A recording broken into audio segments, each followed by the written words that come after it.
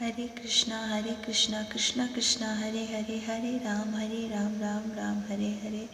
राधे राधे, जय श्री कृष्ण। दोस्तों, आज मैं आपसे देव उठनी एकादशी की पूजा विधि, व्रत कब रखा जाएगा, इसके बारे में बात करूंगी। कार्तिक शुक्ल की एकादशी को भगवान विष्णु योग निद्रा से जागते हैं, जिसके बाद 4 माह से रुके हुए सभी मांगलिक कार्य शुरू हो जाते हैं। भगवान विष्णु आषाढ़ शुक्ल एकादशी को 4 माह के लिए योग निद्रा में चले जाते हैं। देव जागरण या उत्थान होने के कारण इसे देवोत्थान एकादशी या प्रबोधिनी एकादशी भी कहते हैं। इस दिन उपवास रखने का विशेष महत्व है। कहते हैं इससे मोक्ष की प्राप्ति होती है। इस साल देवोत्थान एकादशी 14 नवंबर और 15 नवंबर दोनों को मनाई जाएगी। इस उत्तम तो 15 नवंबर को होगी। जो लोग भी व्रत रखना चाहते हैं वो 15 नवंबर को व्रत रखें, वो उत्तम है। अगर 14 को रखना चाहते हैं तो 14 को भी रख लें।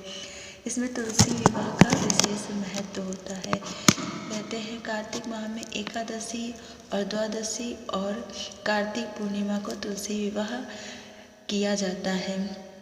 जिनके घर में एकादशी को होता है तुलसी विवाह तो वो एकादशी को करेंगे, और जिनके घर में द्वादशी को होता है तो वो द्वादशी, और जिनके घर में पूर्णिमा को होता है वो पूर्णिमा के दिन करेंगे। जो लोग 15 तारीख को एकादशी व्रत रखेंगे उनके लिए तो उत्तम है, क्योंकि तुलसी विवाह 15 तारीख का ही शुभ मुहूर्त है। इसलिए जो लोग सोमवार को व्रत रखेंगे उनके लिए तुलसी विवाह एकदम श्रेष्ठ है। वो शाम को संध्या के समय तुलसी विवाह करेंगे।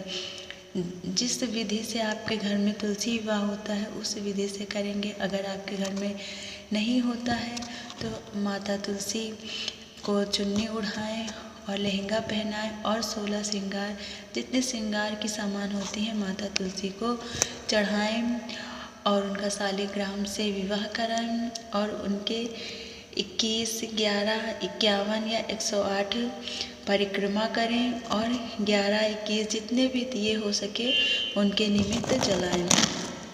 अब बात करते हैं पूजा विधि की। गन्ने का मंडप बनाने के बाद बीच में चौक बना लें। इसके बाद चौक के मध्य में चाहें तो भगवान विष्णु का चित्र या मूर्ति रख सकते हैं। चौक के साथ ही भगवान के चरण चिन्ह बनाए जाते हैं, जिसको कि ढक दिया जाता है। इसके बाद भगवान को गन्ना, सिंघाड़ा और फल मिठाई समर्पित किए जाते हैं। घी का दीपक जलाया जाता है जो रात भर जलता रहता है। भोर में भगवान के चरणों की विधिवत पूजा की जाती है, फिर चरणों को स्पर्श करके उनको जगाया जाता है। इस समय शंख, घंटा और कीर्तन की आवाज़ की जाती है।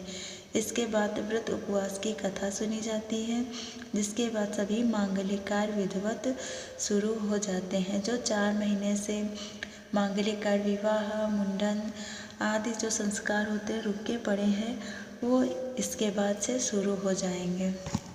देवोत्थान एकादशी से आप एकादशी का व्रत चालू कर सकते हैं। जो लोग अभी तक नहीं रहते थे वे इस एकादशी व्रत से शुरू कर सकते हैं। देवोत्थान एकादशी का व्रत निर्जल ही किया जाता है। अगर आप निर्जल नहीं रह सकते हैं तो जल पीकर या दूध पीकर रहें।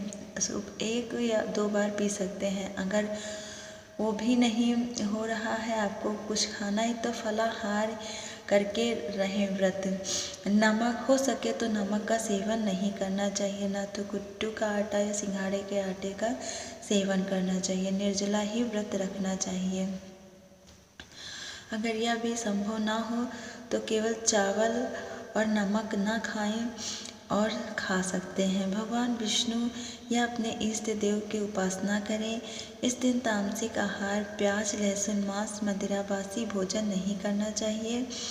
इस दिन ओम नमो भगवते वासुदेवाय मंत्र का जाप करना चाहिए। विष्णु सहस्त्र नाम का पाठ करना चाहिए। एकादशी व्रत कथा सुननी चाहिए और विष्णु चालीसा पढ़नी चाहिए। एकादशी के दिन तुलसी विवाह जरूर करें, इससे आपकी सभी मनोकामनाएं पूर्ण होंगी। एकादशी के दिन ये काम जरूर करें। एकादशी के दिन दान करना उत्तम माना जाता है। एकादशी के दिन संभव हो तो गंगा स्नान करना चाहिए। विवाह संबंधी बाधाओं को दूर करने के लिए एकादशी के दिन केसर, केला, हल्दी का दान करना चाहिए। एकादशी का उपवास रखने से धन, मान सम्मान और संतान सुख के साथ मनोवांछित फल की प्राप्ति होने की मान्यता है। कहा जाता है कि एकादशी का व्रत रखने से पूर्वजों को मोक्ष की प्राप्ति होती है। एकादशी में कुछ नियम भी बताए गए हैं। शास्त्रों में सभी 24 एकादशियों में चावल खाने को वर्जित माना गया है। मान्यता है कि एकादशी के दिन चावल खाने से इंसान रेंगने वाले जीव योनि में जन्म लेता है। इस दिन भूलकर भी चावल का सेवन नहीं करना चाहिए और ना ही प्याज, लहसुन का सेवन करना चाहिए। और एकादशी के एक दिन पहले ही मसूर की दाल, बैंगन, मूली आदि का सेवन नहीं करना चाहिए। एकादशी के दिन भगवान विष्णु की पूजा अर्चना करने के साथ ही खान पान, व्यवहार और सात्विकता का पालन करना चाहिए। कहा जाता है एकादशी के दिन पति पत्नी को ब्रह्मचर्य का पालन करना चाहिए। दशमी के दिन भी ब्रह्मचर्य का पालन करना चाहिए। मान्यता है कि एकादशी का लाभ पाने के लिए व्यक्ति को इस दिन कठोर शब्दों का इस्तेमाल नहीं करना चाहिए। इसके साथ लड़ाई झगड़े से भी बचना चाहिए। एकादशी के दिन सुबह जल्दी उठना शुभ माना जाता है और शाम के समय नहीं सोना चाहिए। रात में भजन कीर्तन करना चाहिए और जितना हो सके उतना नाम जप करना चाहिए। 16 माला, 32 माला या 64 माला जरूर करनी चाहिए। अब बात करते हैं देव उठनी एकादशी के शुभ मुहूर्त की। एकादशी तिथि का प्रारंभ 14 नवंबर 2021 को सुबह 5:48 से है। एकादशी तिथि का समाप्त 15 नवंबर 2021 को सुबह 6:39 पर है। तो एकादशी दोनों दिन ही मनाई जाएंगी। 14 नवंबर को गृहस्थ लोग रहेंगे और 15 नवंबर को वैष्णव, संतजन और विधवा महिलाएं रहेंगी। पर एकादशी व्रत 15 नवंबर को उत्तम माना गया है, इसलिए जो लोग 14 नवंबर को एकादशी व्रत रहेंगे उन्हें 15 नवंबर को व्रत तोड़ने का समय है 1:10 से 3:19। इसके पहले वे व्रत ना तोड़ें। जो लोग 14 नवंबर रविवार को व्रत रहेंगे वे 1 बजे के बाद ही अपना व्रत का पारण करें और जो लोग 15 नवंबर को व्रत रखेंगे वे 16 नवंबर को सुबह 6:30 बजे से लेकर सुबह 8:15 बजे तक व्रत का पारण कर सकते हैं। इसलिए उत्तम एकादशी का व्रत 15 नवंबर को ही माना जाएगा। जो लोग 14 नवंबर को रहना चाहते हैं तो 14 नवंबर को रहें और नहीं तो 15 नवंबर को एकादशी का व्रत रखें और तुलसी माता का सुंदर सा विवाह करें। इससे सभी मनोकामनाएं पूर्ण होंगी।